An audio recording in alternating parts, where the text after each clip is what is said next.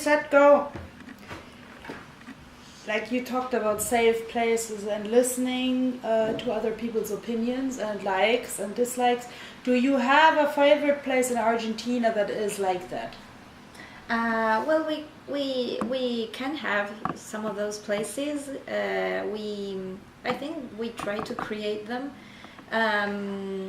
like workshops, cultural activities.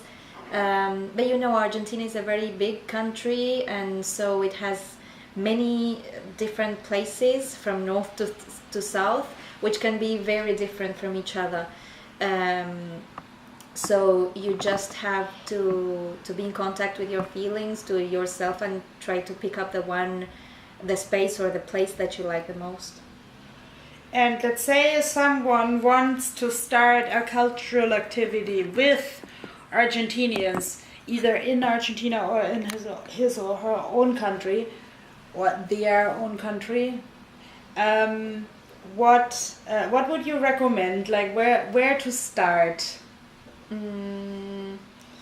Well, maybe the internet is a source where you can find many things, many activities. Well, for example, couch surfing. I have just been introduced to the world of couch surfing, but I see that there are many cultural activities there, language exchanges all around the world. So that can be a very good place to get to know about the cultural activities of a place which is near you, because it also has this like GPS that tells you what cultural activities there are near your place. So that is pretty cool. Okay, that reminds me of something similar that I heard, that like it was a project of students, which I can maybe not describe in too much detail because it was still in the development, but it was supposed to solve the problem that many people in Iceland don't know about the cultural activities in their own neighborhood.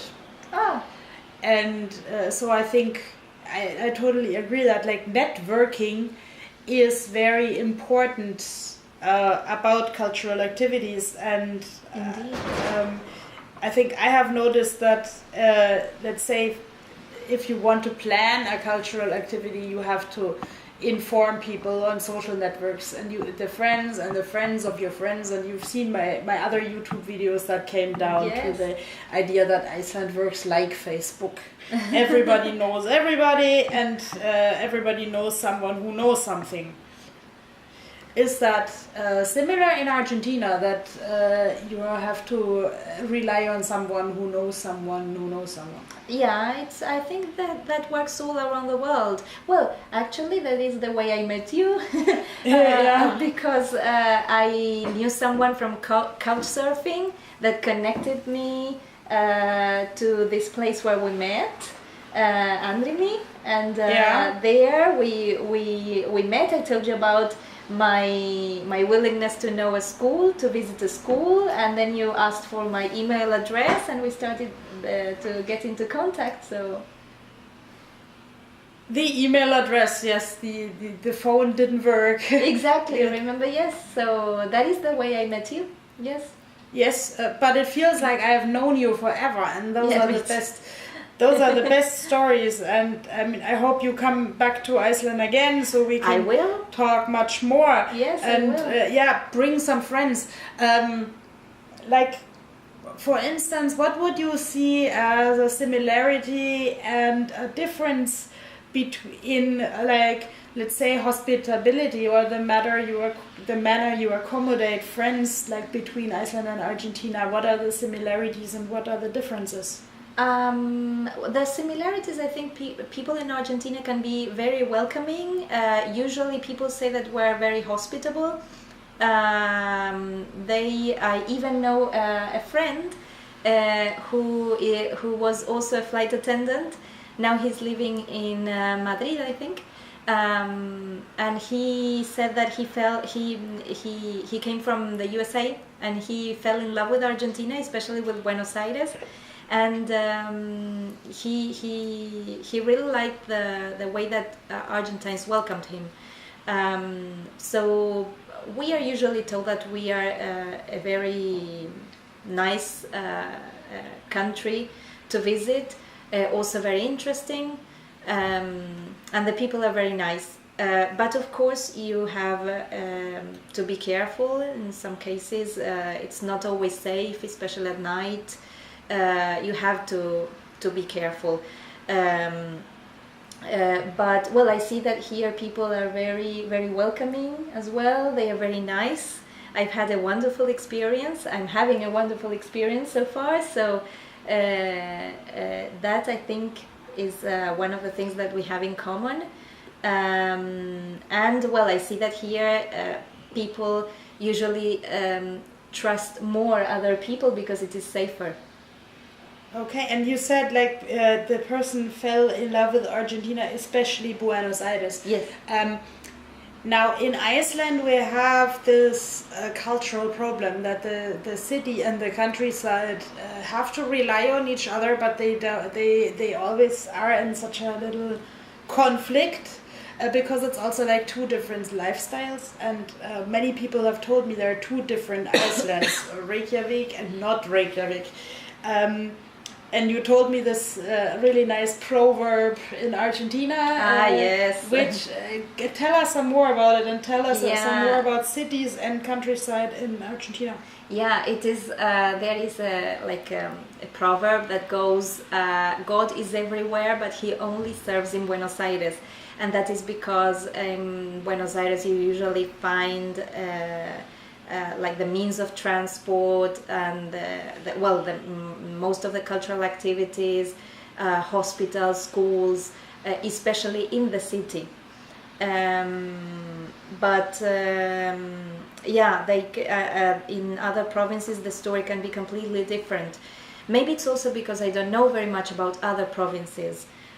So maybe there are a lot of cultural activities that they exist, but I don't know about them. It can be Buenos Aires is one part of Argentina, and the rest, which is a pretty big part of Argentina, is not so populated, and because of this reason, because everything. Most of the opportunities are in Buenos Aires. How many inhabitants do you have in Buenos Aires? The last census was said that we are 44 million people. Oh, wow. Like in, let's say, some little villages here, we are happy to have 44 people. So yeah, and I'm sure that we are even more, but that is what they were able to count, but we're even more than 44 million, and this I think was like 6 years ago. Oh wow, and growing. Like, is there okay, in Iceland this is a familiar problem that like everybody wants to move to the city because there are like different infrastructures and the housing prices are insane. Are you familiar with such problems?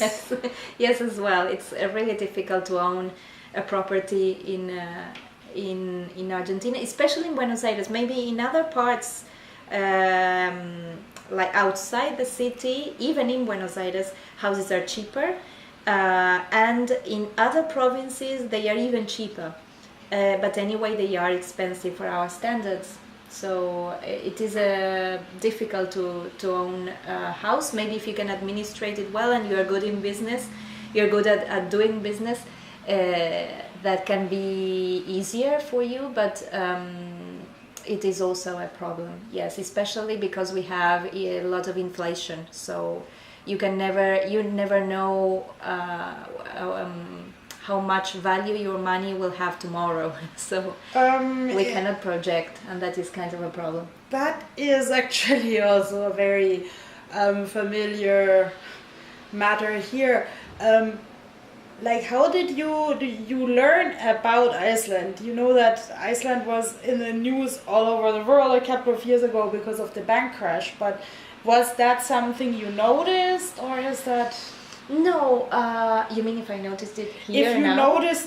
if you noticed the bank crash on the news a couple of Ah, years ago. I think yeah, it rings a bell. I think it was in the news in Argentina.